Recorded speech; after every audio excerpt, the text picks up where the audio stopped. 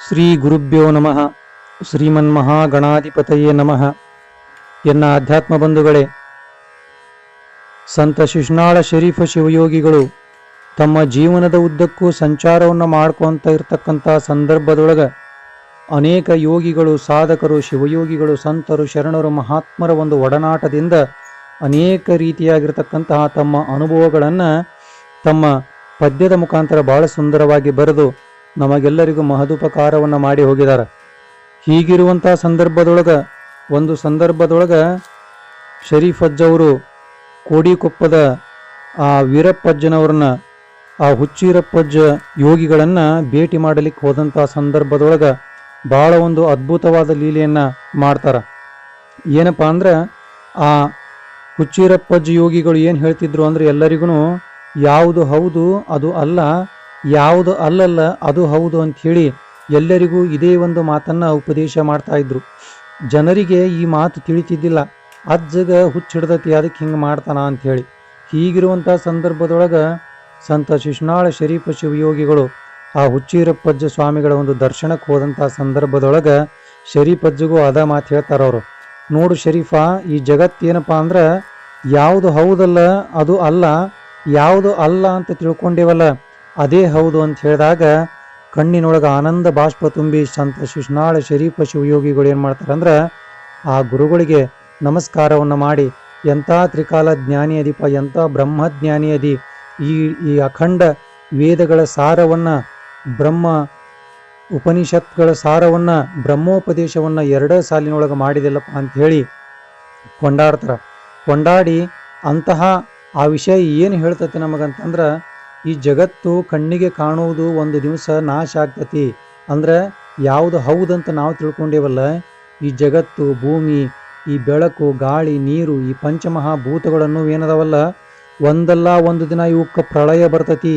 ಇವು ಸಹಿತ ನಾಶ ಆಗಿ ಆ ಒಂದು ಭಗವಂತನ ಗರ್ಭದೊಳಗೆ ಸೇರ್ತಾವ. ಅದಕ್ಕೆ ನಿಮಗೆ ಕಾಣಕತ್ತಿದ್ದೇನೈತಲ್ಲ, ಇದು ಶಾಶ್ವತವಾದಂಥದ್ದಲ್ಲ, ಇದು ಅಶಾಶ್ವತವಾದಂಥದ್ದು. ಆದ್ದರಿಂದ ಇದು ಹೌದಂತ ಅನಿಸ್ತತಿ, ಆದ್ರೆ ಇದು ಅಲ್ಲ ಅಂತ ಹೇಳಿದರು. ಇನ್ನು ಯಾವುದು ಅಲ್ಲ ಅದು ಹೌದು, ಮತ್ತು ಯಾವುದು ಅಲ್ಲ ಅಂತ ಕರಿತೀವಂದ್ರೆ, ನಮ್ಮ ಕಣ್ಣಿಗೆ ಕಾಣದೇ ಇರತಕ್ಕಂಥದ್ದನ್ನು ಮನುಷ್ಯ ಸಹಜವಾಗಿರ್ತಕ್ಕಂಥ ನಮ್ಮ ಬುದ್ಧಿ ಏನು ಹೇಳ್ತದಂದ್ರೆ, ಅದು ಕಣ್ಣಿಗೆ ಕಾಣುವುದಿಲ್ಲ ಅಂದ್ರೆ ಅದು ಇಲ್ಲ, ಅದು ಶೂನ್ಯ ಐತಿ, ಅದು ಸುಳ್ಳೈತಿ ಅಂತೇಳಿ ನಾವು ತಿಳ್ಕೊತೀವಿ.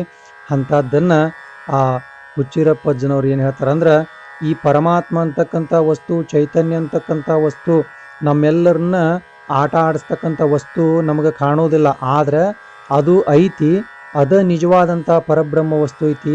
ನಾವು ಎದಕ್ಕೆ ಬಂದೇವಂದ್ರೆ, ಕಣ್ಣಿಗೆ ಕಾಣದೇ ಇರ್ತಕ್ಕಂಥ ಆ ಒಂದು ಭಗವಂತನ ನಿಜ ಸ್ವರೂಪ ಜ್ಞಾನವನ್ನು ತಿಳ್ಕೊಂಡು ಹೋಗಾಕ ಬಂದೇವಿ. ಆದರೆ ಕಣ್ಣಿಗೆ ಕಂಡಿದ್ದನ್ನು ನಿಜ ಅಂಥೇಳಿ ನಾವು ಕುಂತು ಬಿಟ್ಟೇವಿ ಅಂಥೇಳಿ ಇಲ್ಲಿ ಆ ಒಂದು ತಮ್ಮ ಬೋಧನೆಯೊಳಗೆ ಹೇಳ್ತಾರೆ. ಇವೆಲ್ಲವನ್ನ ಅರ್ಥ ಮಾಡಿಕೊಂಡಿರ್ತಕ್ಕಂಥ ಆ ಸಂತ ಶಿಶುನಾಳ ಶರೀಫ ಶಿವಯೋಗಿಗಳು ಆ ಯೋಗಿಗಳನ್ನು ಕುರಿತು ಬಹಳ ಅದ್ಭುತವಾದ ಒಂದು ಪದ್ಯವನ್ನು ಬರೀತಾರೆ. ಯೋಗಿಯ ಕಂಡೇನು ಹುಚ್ಚೇಂದ್ರ ಯೋಗಿಯ ಕಂಡೇನು ನಾನು, ಭೋಗ ವಿಷಯವ ತ್ಯಾಗ ಮಾಡಿದ ಆಗಮ ತಿಳಿದಂಥ ಮಹಾಗುರು, ಲಾಗದಿ ಲಕ್ಷಣವ ಬಿಂದುವಿನೊಳು ತೋರಿದ ನೋಡಿದೆ. ಅದಕ್ಕೆ ಇಂತಹ ಯೋಗಿ ಹೆಂಗದಾನಪ್ಪ ಅಂತಂದ್ರೆ, ಭೋಗ ವಿಷಯವನ್ನು ತ್ಯಾಗ ಮಾಡಿ ತನ್ನ ಎಲ್ಲ ಲಕ್ಷ್ಯವನ್ನು, ಆ ಬಿಂದು ಅಂತಂದ್ರೆ ಪರಮಾತ್ಮನ ಚೈತನ್ಯ ಸ್ವರೂಪ ಅಂತ ಹೇಳಿ ಕರಿತೀವಿ. ಅದಕ್ಕೆ ನಾದ, ಬಿಂದು, ಕಳಾತೀತ ಅಂತ ಹೇಳಿ ಕರಿತೀವಿ. ಪರಮಾತ್ಮ ಹೆಂಗದಾನಂದ್ರೆ ನಾದಕ್ಕೆ ನಿಲುಕದಂಥವ, ಆ ಬಿಂದುವಿನನ್ನ ಮೀರಿದವ, ಆ ಕಳೆಯ ತೀತ ಅಂದ್ರೆ ಅವನಿಗೆ ಕಳೆ ಇಲ್ಲ, ಯಾವುದು ಕಳೆ ಇಲ್ಲ ಅಂತ ಹೇಳಿ ಕರಿತೀವಲ್ಲ, ಅದರೊಳಗೆಲ್ಲವೂ ಸಹಿತ ಪರಬ್ರಹ್ಮನ ಸ್ವರೂಪ ತುಂಬೈತಿ ಅಂತಕ್ಕಂಥದ್ದನ್ನು. ನಾದ ಬಿಂದು ಕಳೆಯನ್ನ ಮೀರಿದವ ಯಾರು? ಭಗವಂತ ಅಂಥೇಳಿ ಬರೀತಾರ. ಸ್ಥೂಲ ದೇಹವ ತಾಳಿದ ಜನರ ಬಿಟ್ಟು ಮೂಲ ಬ್ರಹ್ಮವ ಪೇಳಿದ, ಕಾಲಕರ್ಮವ ಗೆಲಿದು ತನ್ನೊಳು ತಾಳಿ ಸದ್ಗುರು ಲಿಂಗ ಲೀಲೆಯ ಮ್ಯಾಳದೊಳು ಮೆರೆವಂತ ಪರಮಾನಂದ ಲೋಲ ನಿಷ್ಕಲಂಕ, ಯೋಗಿಯ ಕಂಡೆನೋ ಹುಚ್ಚೇಂದ್ರ ಯೋಗಿಯ ಕಂಡೆನೋ. ಇಂತಹ ಯೋಗಿ ಹೆಂಗೆ ಕಾಣಕತ್ತಾನಂದ್ರೆ, ಮಂದಿ ಕಣ್ಣಿಗೆ ಕಾಣಾಕ ಈ ದೇಹವನ್ನು ತೊಟ್ಕೊಂಡು ಬಂದಾನ, ಆದ್ರೆ ಬಾಯಿ ಮುಖಾಂತರ ಏನು ಹೇಳಕತ್ತಾನಂದ್ರೆ ಪರಬ್ರಹ್ಮದ ಸೂತ್ರವನ್ನು ಹೇಳಕತ್ತಾನ.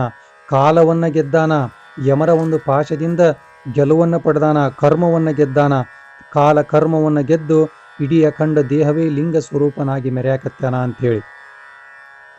ಶಿಶುನಾಳ ದೀಶನಿಂದ ಪಡೆದ ಉಪದೇಶ ಎನಗೆ ಚಂದ, ಉಸುರುವೆನು ಸಾಕ್ಷಾತನ ಕರುಣದಿಂದ ವಿಷಯ ಇದರೊಳೇನೂ ಇಲ್ಲವೋ ರಸಿಕರಾದವರೆಲ್ಲವೂ ಕೇಳುವುದು ಹೊಸ ಕವಿತಾ ಬೋಧ ಆನಂದದಿ.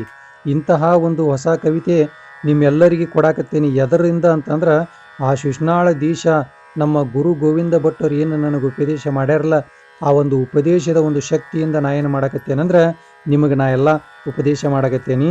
ಆ ಉಪದೇಶದ ಒಂದು ಆನಂದ ನೀವೆಲ್ಲರೂ ಕೇಳಿ ಪಡೀರಿ. ಇಂತಹ ಒಂದು ನಾಡಿನೊಳಗೆ ಲಿಂಗ ಸ್ವರೂಪವನ್ನು, ಆ ಸ್ಥೂಲ ಶರೀರದೊಳಗೆ ಕಾಲಕರ್ಮವನ್ನು ಗೆದ್ದು ಲಿಂಗ ಸ್ವರೂಪಿಯಾಗಿ ಮೆರೆದಿರ್ತಕ್ಕಂಥ ಆ ಕುಚ್ಚೇಂದ್ರ ಯೋಗಿಯನ್ನು ನಾನು ಕಣ್ಣಾರೆ ಕಂಡು ಏನಾಗ್ಯಾನಂದ್ರೆ ಬ್ರಹ್ಮಾನಂದದೊಳಗೆ ತೇಲಾಡಕತ್ತೇನೆ. ಆ ಪರಬ್ರಹ್ಮ ವಸ್ತುವಿನ ಒಂದು ಅನುಭವವನ್ನು ನಾನು ನನ್ನ ಜೀವನದೊಳಗೆ ಮಾಡಿಕೊಂಡೆ ಅಂತಕ್ಕಂಥದ್ದನ್ನು ಭಾಳ ಸುಂದರವಾಗಿ ಈ ಒಂದು ಪದ್ಯದೊಳಗೆ ಸಂತ ಶಿಶ್ನಾಳ ಶರೀಫ ಶಿವಯೋಗಿಗಳು ಬರೀತಾರೆ. ಆದ್ದರಿಂದ ನಾವು ಸಹಿತ ಜೀವನದೊಳಗೆ ಭಗವಂತನ ಅನಂತ ಅಪಾರ ಲೀಲೆಗಳನ್ನು ಕೇಳಿ ನಾವು ಸಹಿತ ಮೋಕ್ಷವನ್ನು ಪಡೆಯೋಣ ಅಂತಕ್ಕಂಥ ಮಾತನ್ನು ಹೇಳ್ತಾ ಈ ನುಡಿಗಳನ್ನು ಗುರುವಿನ ಪಾದಕ್ಕೆ ಸಮರ್ಪಣೆ ಮಾಡ್ತಾ ಇದ್ದೀನಿ.